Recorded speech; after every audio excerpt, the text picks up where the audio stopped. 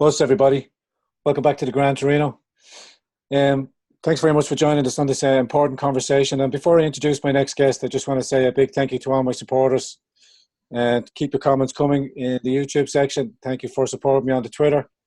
And we can see everything that's happening online on there, but we soldier on. Thank you all for your great contributions into the Grand Torino website, www.grandtorino.ie. If you're new, if this is your first time here, please, I beseech, I importune, I implore you, please press the like button, the subscription button, and also the little blue bell. And you'll be reminded of future broadcasts here on the Grand Torino. When I last spoke to my last guest, roughly about 9 months ago, we were speaking on the subject of South Africa. And with that, I wanted to introduce you to my next guest again, and Simon Roche. Simon, thanks very much for coming back and joining us again, sir. How are you keeping? Yeah, keeping as well as can be expected under the circumstances. Thanks for having us. Not a problem, sir. South Africa is something very close to my heart. We don't get enough media attention, and we don't get enough of the correct information, what's happening there on the ground from your side of the fence, from your perspective. I think the information is slowly seeping out of what's happening in South Africa. Reading through from Zero Hedge and various other reports, you're having rolling blackouts now as the infrastructure is slowly starting to fade, and corruption is still rife within your country, I see, but there's no real means of prosecution and stuff like that. So, Simon, before you kick off, I want to remind our viewers that you recently spoke at the European in Brussels, made a very important speech, and I will link that in the description box down below. But Simon, just bring us up to date from since we last spoke. How are things in South Africa, and how are you? Well, we're all right, but things in South Africa are not good at all. We have massive, rampant, out of control corruption. I live in a village that is part of a municipal or corporative area where the municipal employees have had their pension contributions deducted, but not passed on to the pension fund since October of 2017. So for almost 2 years, the municipality has been stealing the employees' pensions. And that is merely one minor example of the rampant corruption throughout our country at the moment. On top of that, since we had our national elections on the 8th of May, 6 weeks ago, or not quite 6 weeks ago, there has been a huge increase, dramatic, sudden increase in the number of farm attacks, farm murders, and farm rapes. It's just gone absolutely through the roof. And they've all been characterized by incredible viciousness. The torture has been really something to behold. It is worse. I seen recently a horrific case of a young girl there that was brutally murdered in a most heinous way in front of her parents and stuff like that. Ongoing, there just doesn't seem to be any police enforcement. The figures are just getting rapidly out of control. How are people just getting around there with their day to day? Well, the thing is, Rowan, that there are two things that are happening simultaneously. On the one hand, people are panicking. There has been a 1,400% increase in the number of visa applications to Australia over the past, I think it's 4 years. We're 2015, 2019, 1,400% increase. So many people are fleeing the country.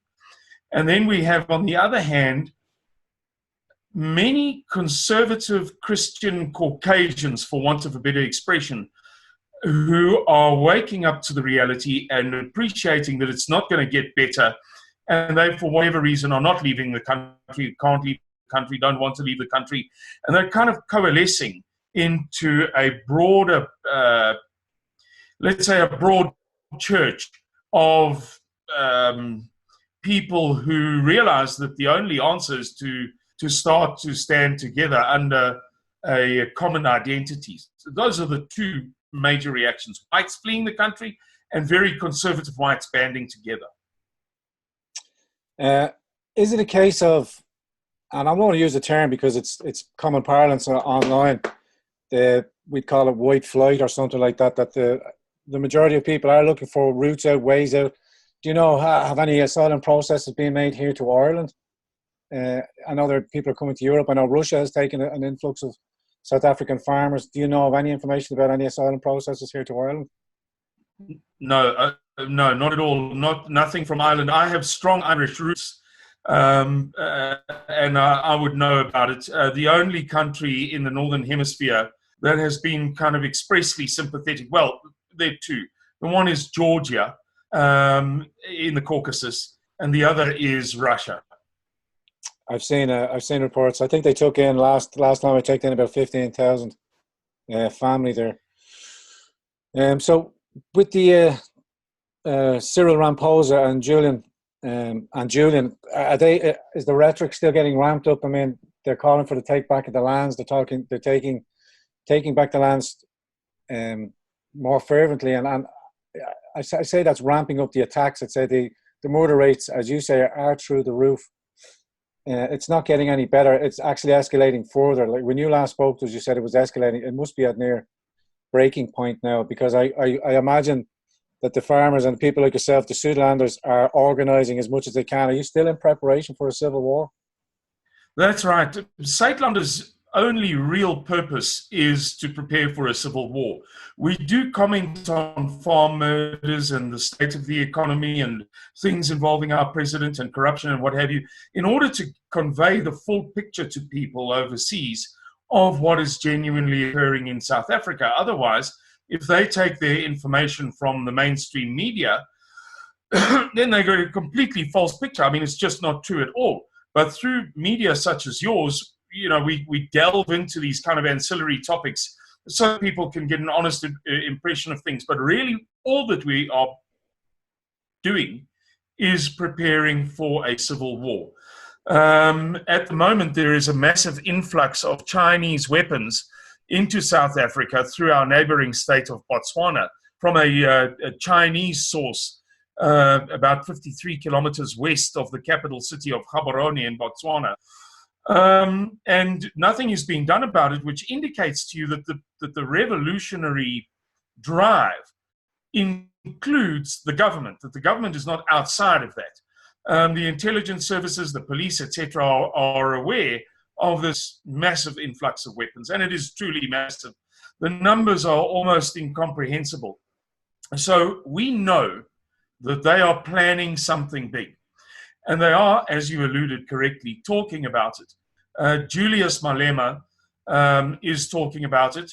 He is one of the chief drivers of this process.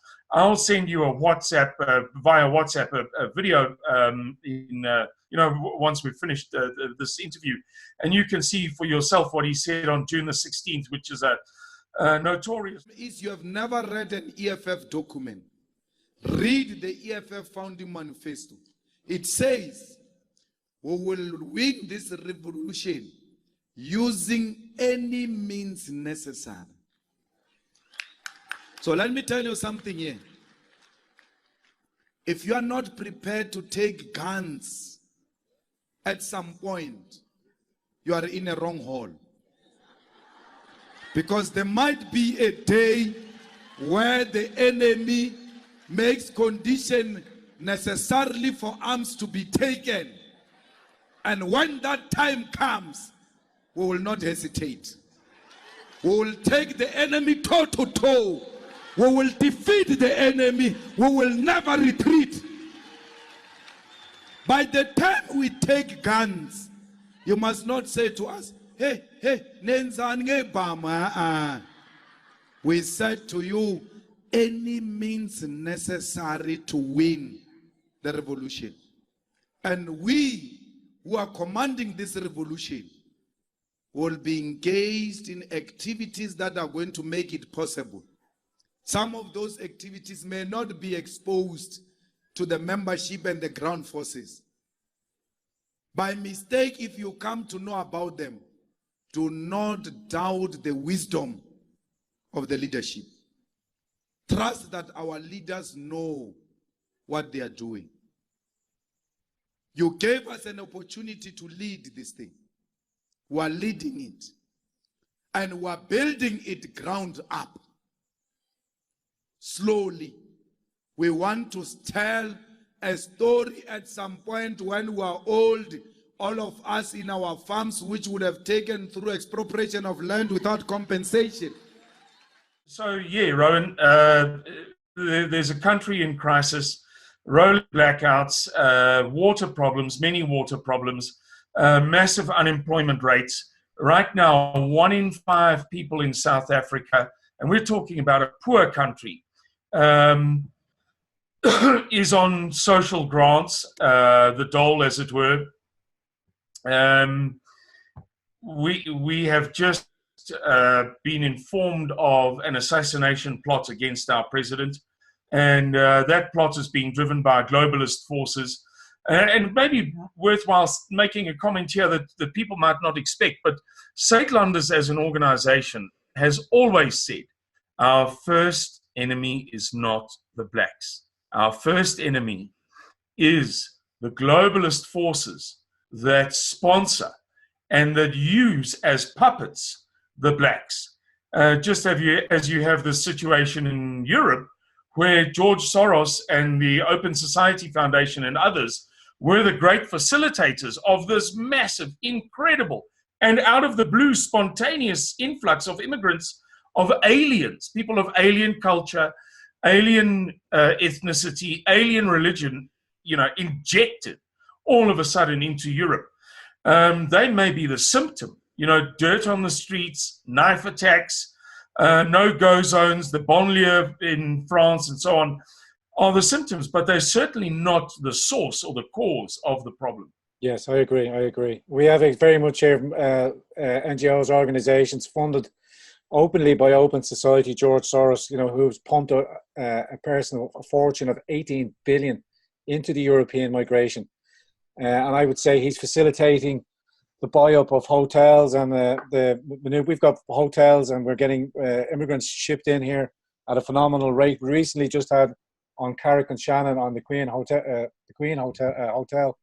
we have had 30 migrant men between the ages of 18 and 35 who are what's been described as part of an overspill from another direct provision centre here in Ireland. But it's just another way of inserting more and more migrants into different parts of into the rural part of Ireland, and then facilitating them from the asylum system into the welfare system, and thereby ingraining them. So we're, as I say, effectively importing a welfare underclass system. Because yes, that's exactly what's happening, and we've got to recognise this. I think that the upshot of it is, if you consider it very carefully and you try to get to the bottom of it, is that the only way to deal with this crisis within our societies, within, let us say, Western-oriented, European-derived, Christian-based, because our laws and so on and so forth really go back to that, whether you identify with it or not. The only way to deal with this crisis is to rediscover identity. And that's one advantage that we believe, or we have the impression that we have over Europeans and North Americans. In the USA, for example, there's a large right-wing movement, but they're struggling to discover a common identity. They're really discovering how many differences there are between themselves rather than what they have in common. We have come to realize over time that the only time that it works, that it really works well, I'm talking now about standing together, about protecting your interests, protecting your culture, protecting what your children are exposed to, protecting them from bad education. It only works when there's a common identity. And the more common that identity is, the better. So we would call ourselves conservative Christian Caucasians, not in a formal sense, in a very informal sense, meaning that our race is common. Our moral value system, what we believe in, our superstitions, if you like, our myths, if you like, the sentimental aspects of our identity are the same. And then finally, if you go back to the conservative aspect, we we always revert to a sort of a core. You know, for us, progressivism doesn't necessarily hold much benefit. Yes, progress in technology for sure, but our people, our history, our culture, our traditions have been progressing technologically since forever. I mean, there's never been a time when we weren't inventing the wheel or mastering some or other technology. But progress in moral values is not necessary the way that we see it. And that has been very, very beneficial for us. It helps us to coalesce without kind of rubbing against each other too much. Bit of friction and stuff like that. I'm very much in favour of that too as well, particularly with our political groups here. As you say, conservative leaning, but identifying under different umbrella branches. And since our last European elections and our local council elections, I'm trying to convey a message of unity, and that we should, as you say, come together under a common core value. And I believe, and through my research, through my discoveries down through the various different rabbit holes, that the one common unifier is your Christian ethos. And I think that would hold all the way through Europe. You can see it in Liga, you can see it in Viktor Orban's family restructuring and their Christian value system being promoted first. Yes. So here in Ireland, I think we could learn very much from your game plan, because you, being at the very tip of the spear of this cultural Marxism and communism takeover from the ANC and an impending civil war, that what you're finding is that if you can bring your common values together under a Christian banner or under one unifying, signifying banner, that you will become more effective in broadcasting your message and trying to reach compromise and shared values and understanding. So I hope very much that people over here will realise that and band together all our fractional political parties, because we can learn from what's processing and happening in South Africa. And I very much believe that's why information like this is being sheltered, that the whole situation in South Africa is not mainstream every day.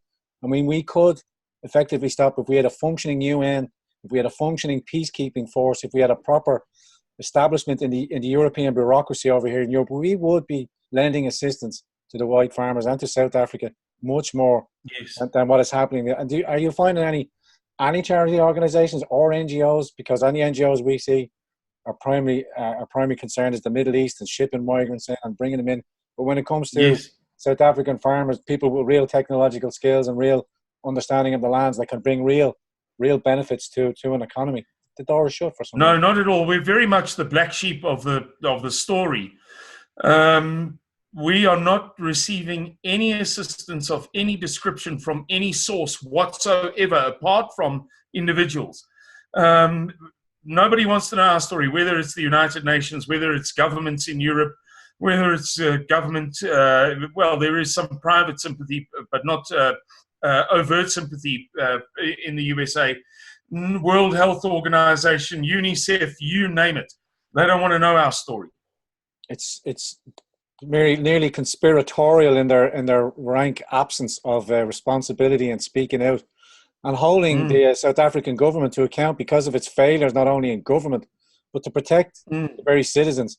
The the farmers, the South African farmers down there are integral to the ecosystem of South Africa by producing the food. And what seems to be really lacking is the understanding among the city folk is that's where your food comes. If you take over that land and stop the production or slow it down, you're effectively reducing the means to feed people in the cities. And we've seen it in Zimbabwe. We've seen what came first when the farmers were expelled from the country. The place went into rack and ruin, and they were begged to come back. It's crazy how it's repeating itself again in Africa. Yeah, I read something the other day by a black journalist, quite a well-written piece, describing how 50% of Zimbabwe's GDP was lost within 3 months of the initial farm invasions. And we're staring the same thing in the face. The simple reality is that the expropriation of land without compensation is not about giving people land. It doesn't make any sense whatsoever. If you imagine that there's one farmhouse on every farm and that there are about 33,000 white farms remaining. Now, let's say because I'm a white, racist, evil, maniac running dog, that you could put 3 families in those houses. That would give you 100,000 families. Let's say that there are 6 people in each family. Now, of course, this is fantasy. There's no ways that 3 families can own and run the same farm. But let's say that you have 100,000 families going on to 33,000 farms, and that you have 10 people in each family. That's 1 million people out of a population, as our government revealed recently by mistake, of 81 million people. It's a lie. It's a nonsense story, and people have got to start realizing that simple arithmetic, just a little bit of common sense, reveals very quickly that it can't possibly make a difference to anything. It just can't. More realistically, you're going to put 33,000 black families on 33,000 white farms, and let's say that there are 6 people per family. That means that 200,000 people are going to have their, kind of land wishes fulfilled out of a population of 81 million people. It's a nonsense story.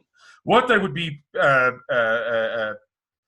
far wiser to do would be to take all of white South Africans' suburban homes, because then they will satisfy something like 4 million black people. Again, it's not really going to make any difference, but you could at least tell a better lie. Yeah. But it is a Marxist thing. It's a program. The intention is to get conservatives off the land, just as Vladimir Lenin did in the teens of the last century, around the time of the Russian Revolution. Get the conservatives off the land, occupy the rural areas, and then you move into the cities from that larger base.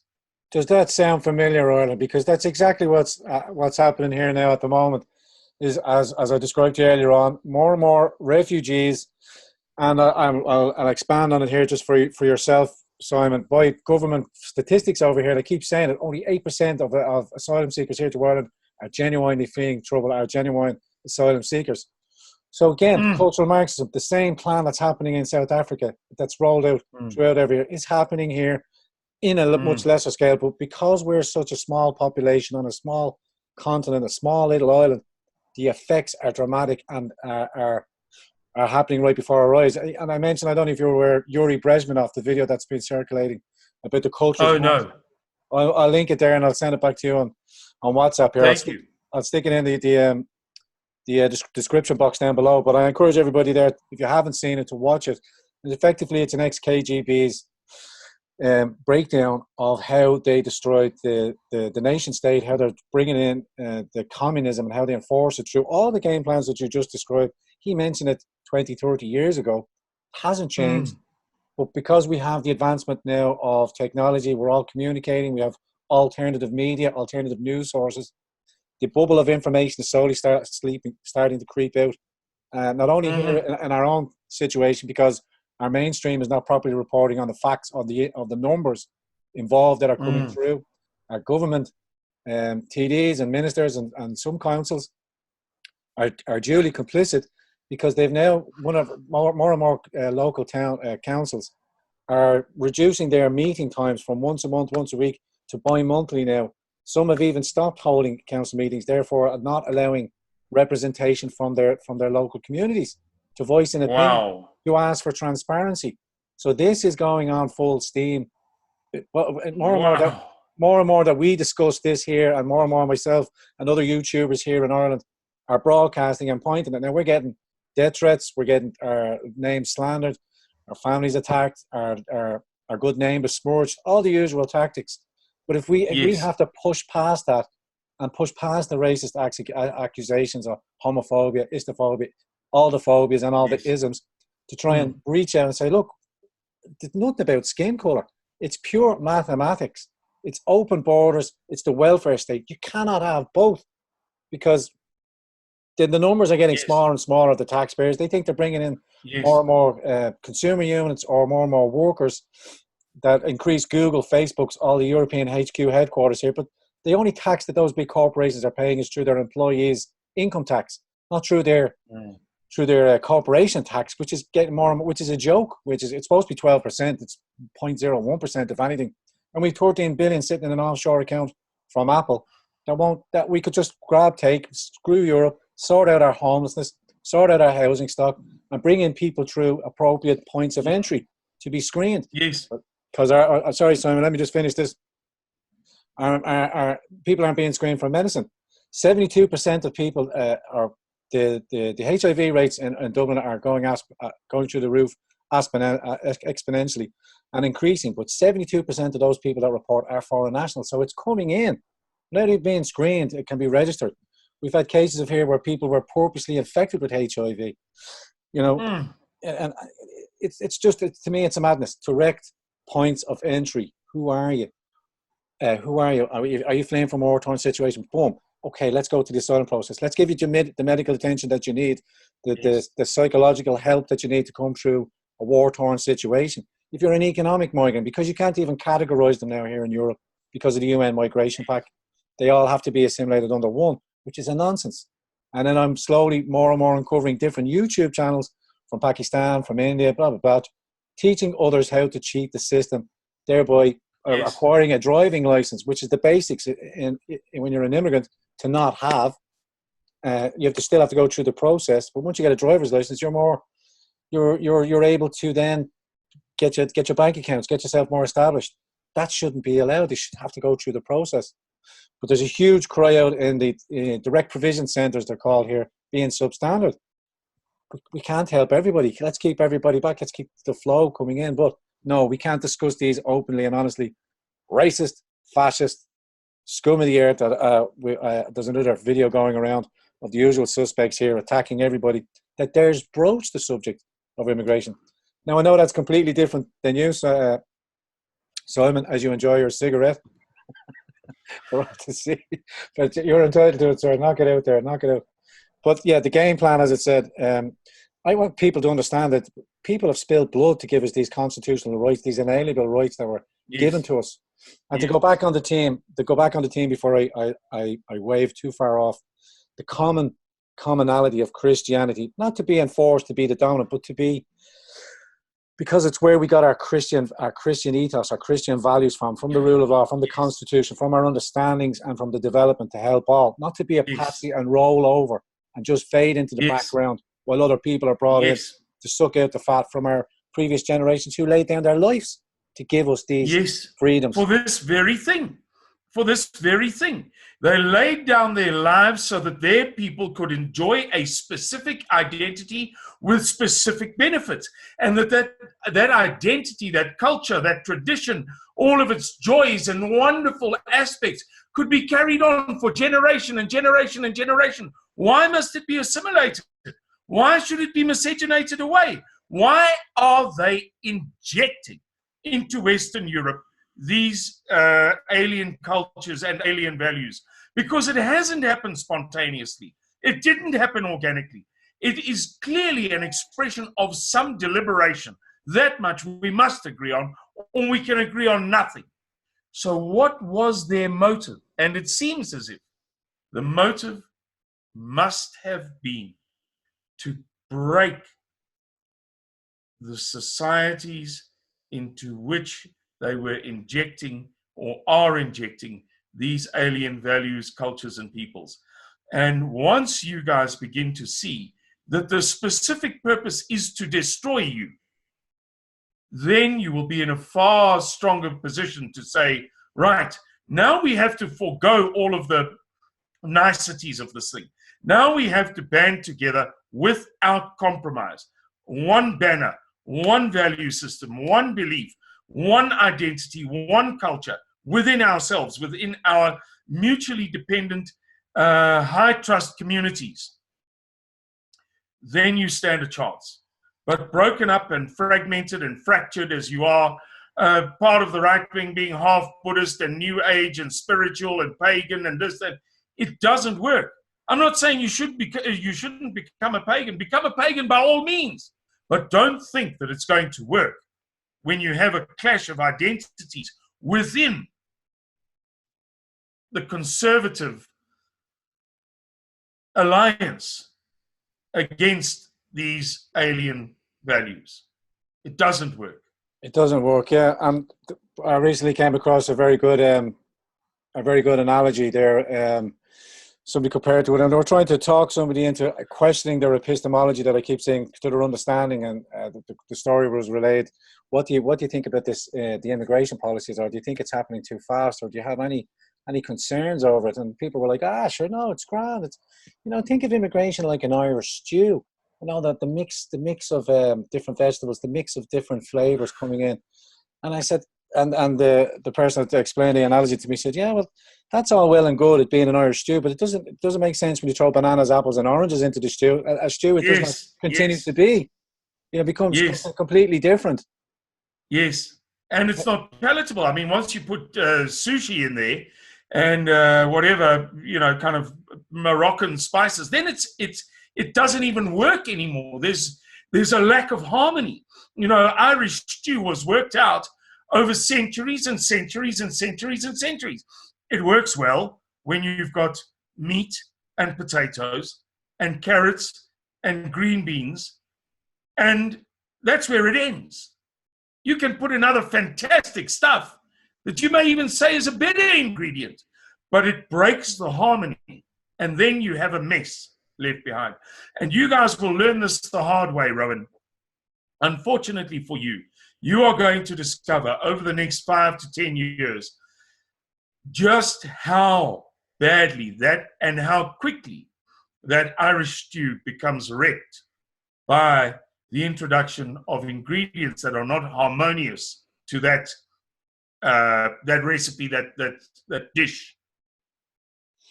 Simon, I think I'm going to finish off there on a smaller note. I would like to invite you back on straight away as soon as we can for further updates, because I don't want it to go on longer than the 9 months since we last spoke. But just for brevity, and I think that was a very important point to finish on, just for brevity's sake. Can you just inform me, and before I jump off, I will link the speech you made in the EU Brussels to the EU Brussels thing. I thought it was a very important speech, and I encourage people to watch that also. Also, the Yuri Brezhnev, I'll link that video link there in the bottom as well. Simon, before you sign off, just let people know how can they assist you. I have the Sutherlanders website. I will link that in the description box also. Can you tell us anything interesting that we should need to know before we sign off? Well, really, there's only one thing to say. We have a very strong national emergency plan. We have a very strong membership. The one thing that we lack, particularly now that our currency is plunging, the value of our currency, is financial support. Every cent that we receive is received in gratitude, and it is employed in conscientiousness. The support that we have received from the Northern Hemisphere over the past 2 years has enabled us to box so far above our weight and to take such great leaps forward that we implore people to consider helping us, please. And the way to do that is through our website. You say you have it, Saitlanders.org. In the bottom right-hand corner of the homepage of that website, Saitlanders.org, is a PayPal link. All donations are very gratefully received, and they are put to tremendous good use. We are preparing a fight that the world will never, ever forget. And that requires a little bit of support from outside. Simon Roche, thank you very much for joining me on this episode of the Grand Torino. Ladies and gentlemen, please, if you have a mind, try your attention towards the good people of the South Africa, and then their continuing plight against their corrupt government, which I think is facilitated by the corruption in their government, first and foremost, and by the big globalist game plan to destroy nation states and break up the nation states, the community of communities, where they effectively just want a melting pot of some rotten substance. I can only speak from that point of view. Anyway, please, thank you again, Simon. Ladies and gentlemen, thank you very much for joining us on this episode. Thank you, Robin. Thank you, Simon. Don't forget, press the like button, press the subscription button. Please share this on all your own platforms, all your own personal media platforms, and continue to show your support towards the Suderlanders. Simon, thank you very much, sir. Talk to you soon, okay? Good night and God bless you, Robin. God bless you too, sir.